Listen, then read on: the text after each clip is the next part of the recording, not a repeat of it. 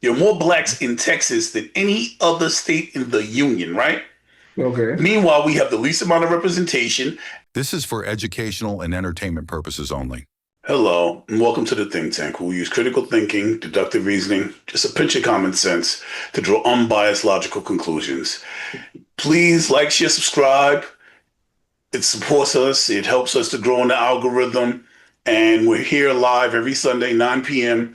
You can join us, come comment, be a part of the conversation. Today we're here to talk about gerrymandering, or as the right likes to call it, because it is an accurate description and verbiage is correct, redistricting. Some of the places that have been redistricts are Texas, which started this whole thing, where Donald Trump called Governor Abbott and said, "Give me 5 beautiful seats." And Governor Newsom looked at what was going on and said, "Hell no." Governor Newsom from California was like, "If they're doing it, we're doing it. We're putting it on them. Actually, we're not going to do it like the Republicans do it. We're not going to do it in racially gerrymander. We're going to let the voters decide." And they voted to redistrict. So I don't know if that's the same as gerrymandering when the voters actually do it. And other places are following suit across the country. So like Virginia is now doing it. A lot of places are redistricting. It's become a redistricting war. Now our vote doesn't count. People in power are gauging how votes should come together in order for us to get our people in seat in Congress. They're judging it. They're gauging it themselves. Our votes are no longer the power behind this republic. So first I'm going to allow my co-host, the Honorable Dion Powell, to introduce himself, and then we can dig into this just a little bit deeper. Dion? Hi, family. I'm District Leader Dion Powell of the Bronx Third Party here in the great state of New York, consultant community leader. And I just want to remind you that we are the media, and now so are you. So please, it doesn't cost to pay attention and spread the love. Well, a lot of things seem to be happening with this redistricting thing. Uh, the courts are now the tool behind whatever happens. The second section of the Voting Rights Act is being struck down. It almost seems inevitable at this point.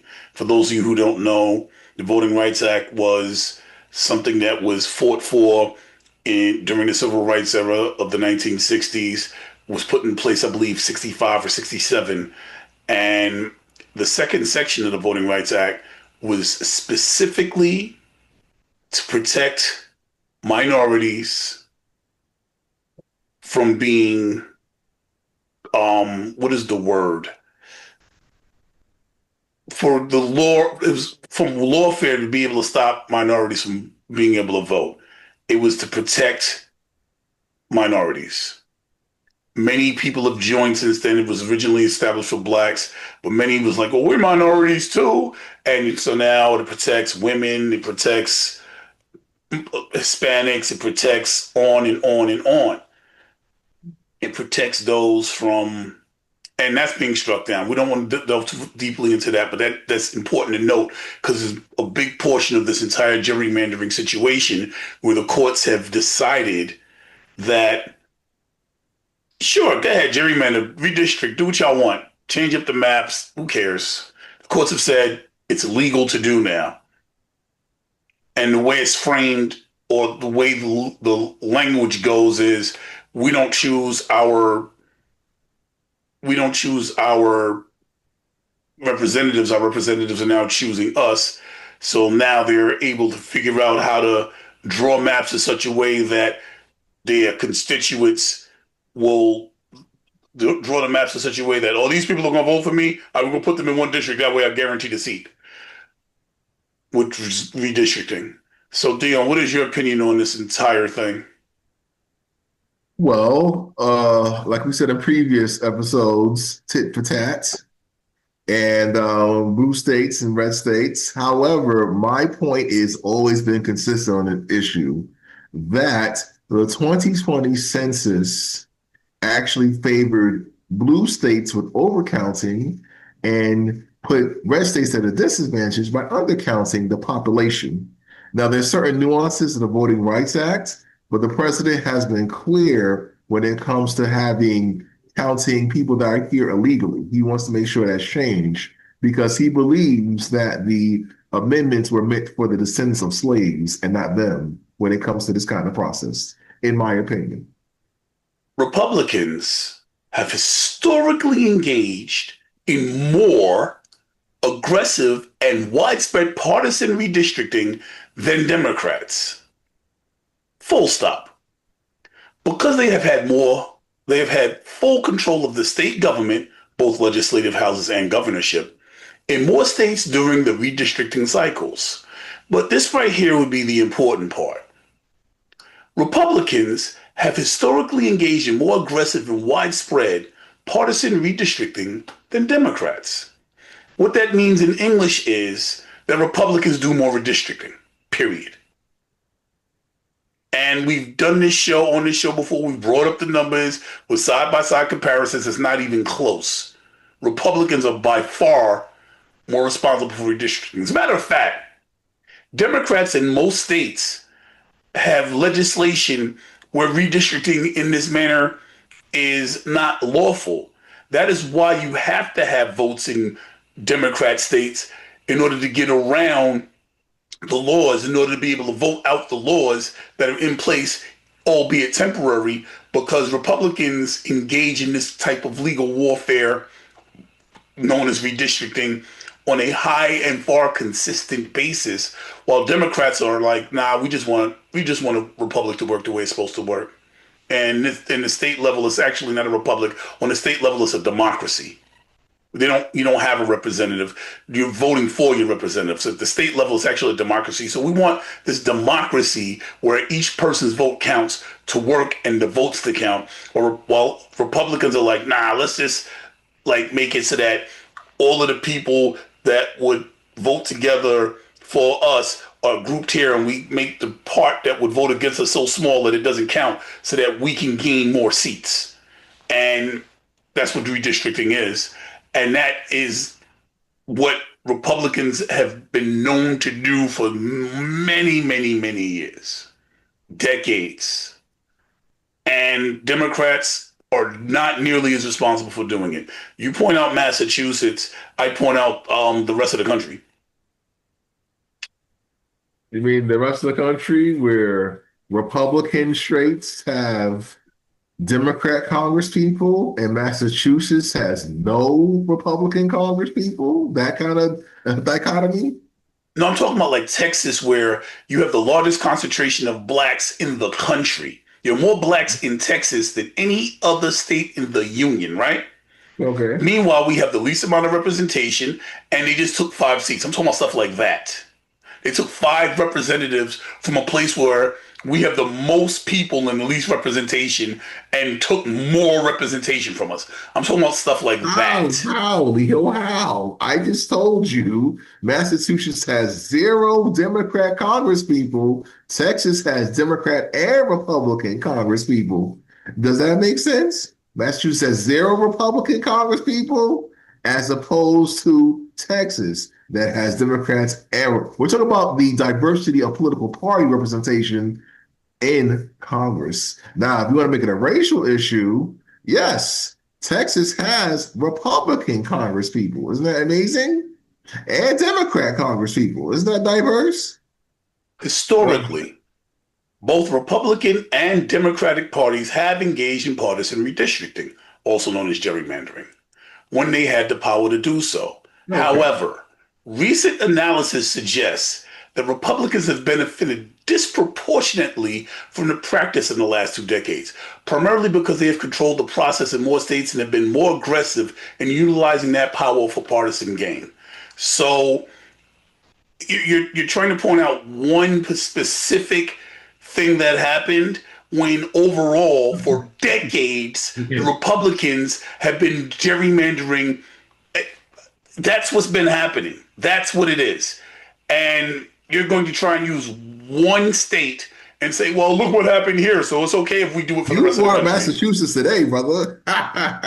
Because I'm getting ahead because I know where you're going to go with it because it's the only thing you can say. Okay. Well, the fact remains that Black people can still run for office and Black people can still vote.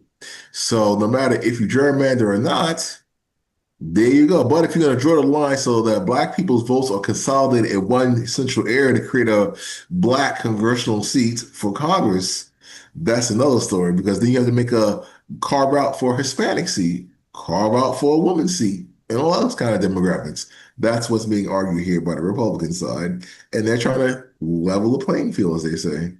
So when you're already for decades redistricting to have your own advantage by far more than the Democrats are doing, you're saying the argument is we need to do more of that. That's your argument. Forget the fact that we've been doing this to benefit us for decades. We need to do it more because we don't like the fact that Black people got representation.